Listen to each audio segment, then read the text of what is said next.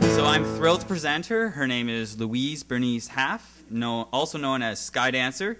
She was born in Two Hills, Alberta, and attended Blue Quills Residential School.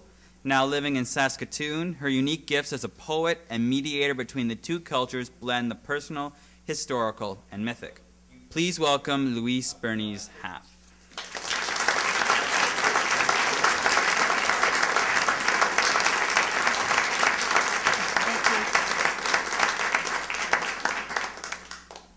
Ja, mstaigenaskum nawa puguiteutse petaguhteigunat hanutska tipska kepentuhtoja. Newatskisakamaka miaksinian sigasun. Since you outnumber me, one Indian among 100 whites, I'm going to lay a guilt trip. And that was in Cree. I just said thank you so much for coming and listening to us tonight, and I'm privileged to read to you. And I always speak Cree first, my first language, just to let the white folks know that I was here first. Hi. So this just came out of print a week and a half ago. It's fresh off the carpet. And it's based on a legend I grew up in. It's haunted me all my life. And I've woven the psychology into the lives of 3 Aboriginal women.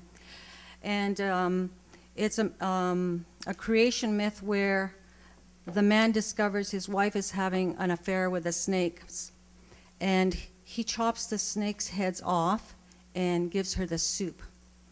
And she discovers her lover's been killed, and they have a big fight ensues, and he decapitates her.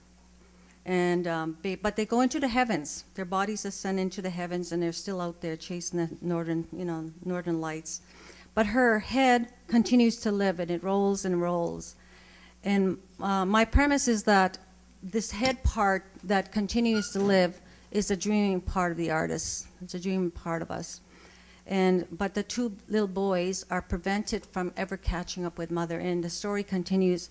And I've heard this all my life, because stories are told in the winter in Indian country, and I've only brought you part of that story. So, but it goes all over the place. The end and the beginning.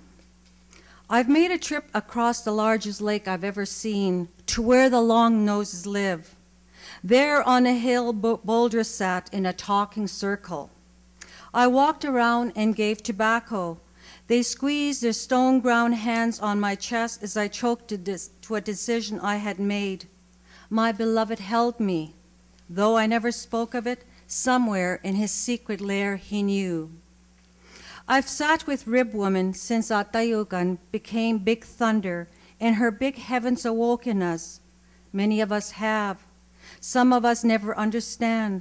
Some of us have learned to incubate, hatch these million eyes, these million ears, these million noses, these ancient roots that stem through our bodies. It is these sunrunners who go deep in a dwelling. Perhaps I am one of them.